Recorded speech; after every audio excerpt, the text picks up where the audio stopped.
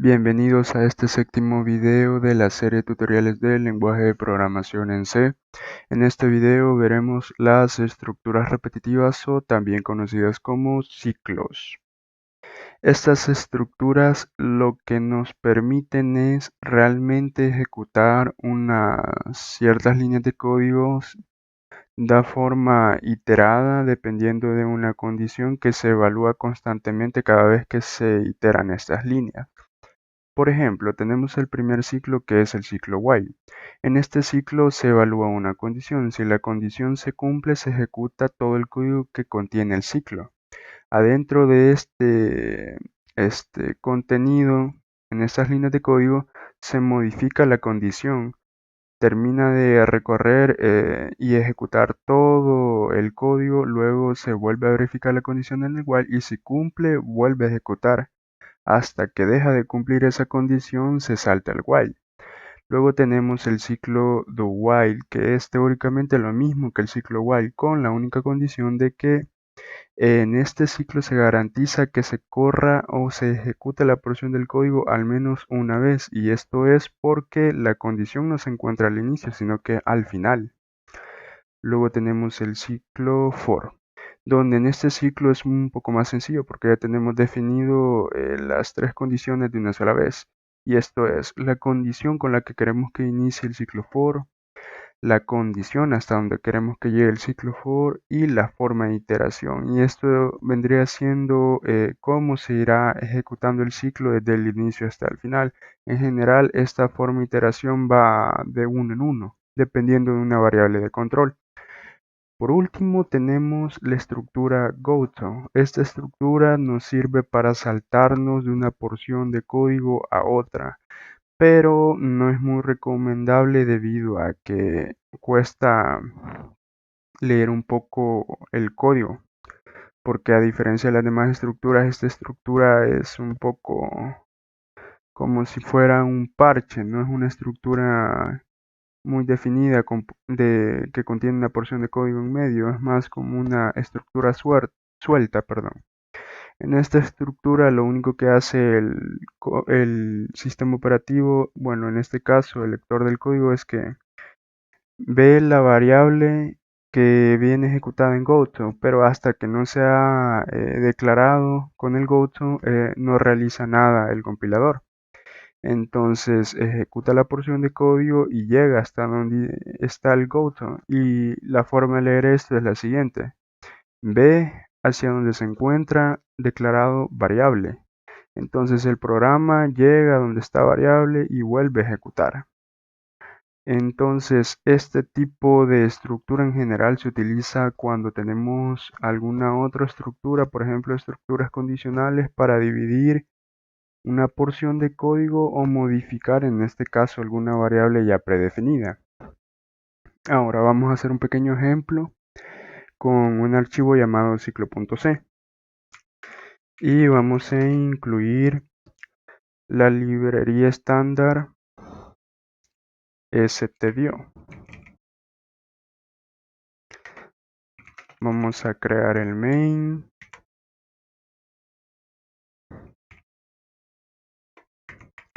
y vamos a hacer un ejemplo con un while. En este ejemplo vamos a crear una variable llamada i y le vamos a dar el valor de 1 y queremos imprimir los valores del 1 al 5.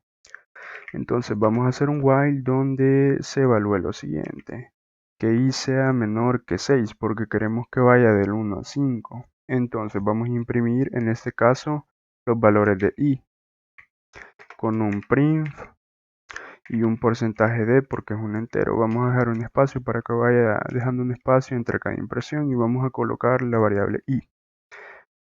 Ahora, si dejáramos solo así el ciclo, imprimiría infinitamente i. Entonces, para que el ciclo vaya iterándose y llegue hasta la condición de 5, vamos a aumentar en 1 el valor de i, que sería i más 1. Ahora, vamos a compilar gcc-o ciclo y ciclo. ciclo.c.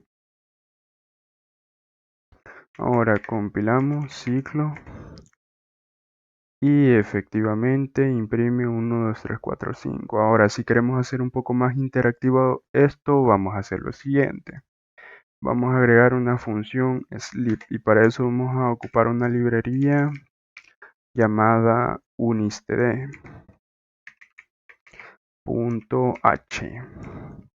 Entonces esta librería contiene una función que se llama sleep, la que recibe un parámetro en segundos. Este parámetro que le voy a pasar es 1, es decir, un segundo. Cada vez que pase un segundo, él va a volver a iterar el ciclo. Entonces cada segundo va a imprimir el valor de i. Pero ¿qué sucede?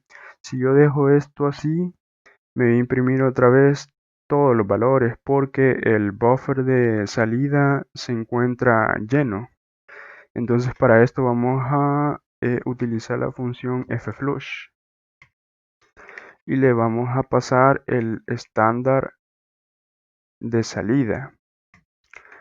Lo que le decimos aquí es lo siguiente. Cuando nosotros imprimimos el primer i, o sea el valor de 1, lo suma, se espera un segundo y luego al querer imprimir el segundo valor, lo que sucede es que el buffer ya está lleno. Entonces al agregar el fflush con el estándar de salida, lo que nosotros procuramos hacer es que el buffer imprime el primer valor y ya no lo guarde en una variable volátil. Entonces de esta forma va a imprimir cada valor y no lo va a imprimir todo de una sola vez. Vamos a guardar y ahora vamos a compilar y ejecutar. Y cada segundo va imprimiendo cada uno de los valores hasta 5. Ahora vamos a hacer el ciclo do while. Ahora vamos a dejar comentado esto del ciclo while y vamos a ocupar la misma estructura para que veamos cómo funciona el ciclo.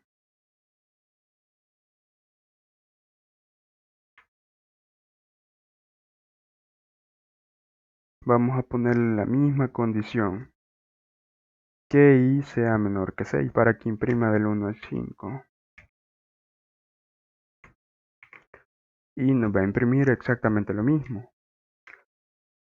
Compilamos y ejecutamos. 1, 2, 3, 4 y 5. Vaya, para notar la diferencia en este ciclo vamos a hacer lo siguiente. Vamos a cambiar el valor por 7. Al cambiar esto nos aseguramos que imprima el valor de 7 y que 7 aumente en 1. Ahora iba a tener el valor de 8. Pero 8 no es menor que 6, sino que es mayor, entonces solo imprimirá el valor de 8 y terminará la ejecución del programa. Compilamos y ejecutamos. Imprime 7 realmente, y ahí es donde se explica que en el ciclo do while nos permite al menos ejecutar esta porción del código una vez. Ahora vamos a utilizar el ciclo for. Pero para este ciclo, en vez de utilizar valores numéricos, vamos a trabajar ahora con cadenas de caracteres para modificar un poco los ejemplos habituales que hemos estado haciendo. Vamos a crear una cadena con un puntero llamado palabra y le vamos a asignar hola mundo. Vamos a declarar una variable llamada len que va a tener la cantidad de caracteres. Y vamos a utilizar funciones del tipo string. Para eso vamos a declarar una librería llamada string.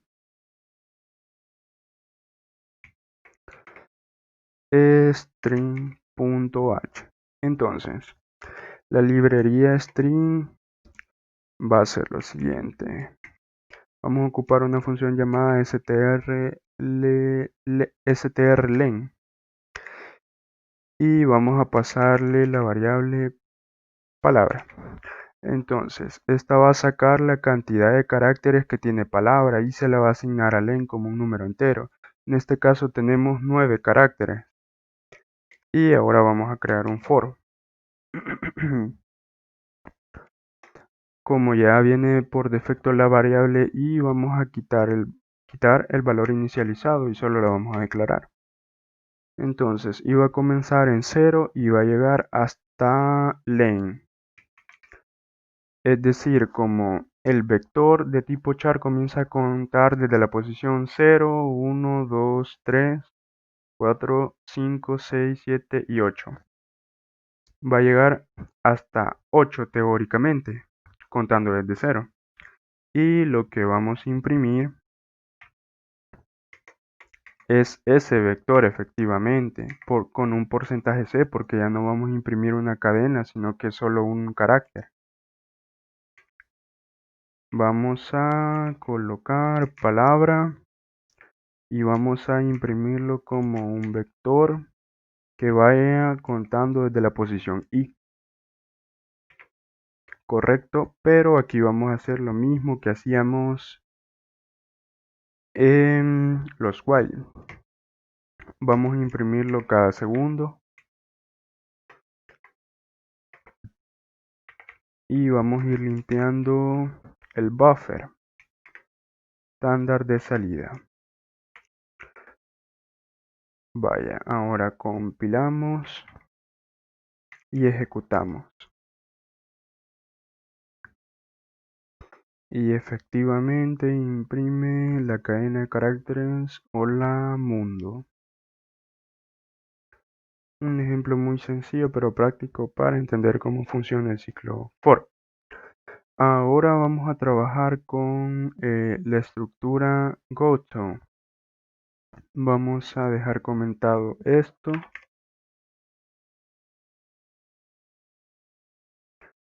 Y para esta estructura lo que vamos a hacer es lo siguiente.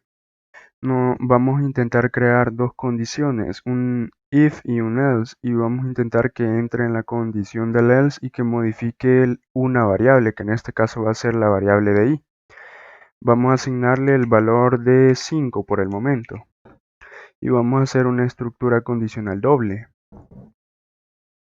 Vamos a crear un if y que en este if, si el valor de i es igual a 1, entonces tiene que imprimir una porción de código que le vamos a colocar print y éxito y un salto de línea. Y debajo de este print debe de imprimir el valor de i. Como es un entero es porcentaje de i, colocamos i. Vaya, ahora vamos a colocar un else. Y en el else vamos a imprimir lo mismo. Print y el valor de i.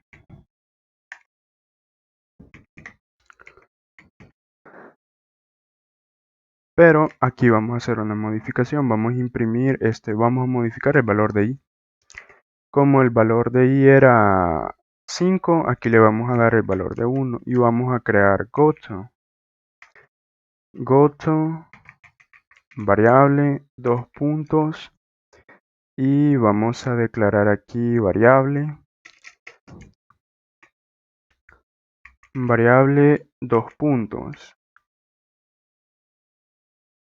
Vaya, la estructura del código es la siguiente.